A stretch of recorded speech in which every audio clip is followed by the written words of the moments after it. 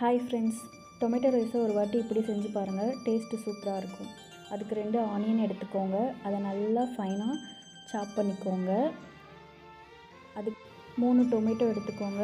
அப்புறம் தேவையான அளவு காரத்துக்கு ஏற்ற மாதிரி க்ரீன் சில்லி கட் பண்ணிக்கோங்க.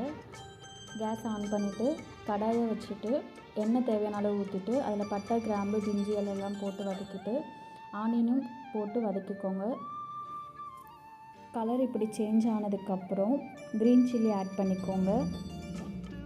அதை போட்டு நல்லா வதக்கிட்டு அதுக்கப்புறமா கொஞ்சம் கலர் சேஞ்ச் ஆனதுக்கப்புறம் தக்காளி போட்டு நல்லா வதக்கிக்கோங்க. தேவையான அளவு உப்பு ஆட் பண்ணிவிட்டு மஞ்சத்தூள், தனி மிளகாத்தூள், அப்புறம் இதுக்கு மெயின் இன்க்ரீடியண்ட்டே இந்த சாம்பார் மசாலா தான். ஸோ அந்த சாம்பார் மசாலா உங்களுக்கு காரத்துக்கு ஏற்ற மாதிரி கொஞ்சம் ஆட் பண்ணிக்கோங்க. நல்லா எண்ணெய் பிரிஞ்சு வந்ததுக்கப்புறம் வடித்து வச்சுருக்க ரைஸ் எடுத்து கொஞ்சமாக போட்டுட்டு மேலே கொத்தமல்லி தழையும் போட்டுக்கோங்க. அப்போ தான் உங்களுக்கு இன்னும் டேஸ்ட் நல்லா கொடுக்கும். ஸோ நல்லா எல்லாமே ரைஸ் ஒன்றோட ஒன்று மிக்ஸ் ஆனதுக்கப்புறம் எம்மியான டொமேட்டோ ரைஸ் ரெடி. இது கூட உங்களுக்கு அப்பளம் இல்லை எக்கு எது வேணாலும் நீங்கள் சாப்பிட்லாம். பொரியல் இல்லாமல் சாப்பிட்டாலும் டேஸ்ட்டாக இருக்கும். ட்ரை பண்ணிவிட்டு சொல்லுங்கள். தேங்க்ஸ் ஃபார் வாட்சிங்.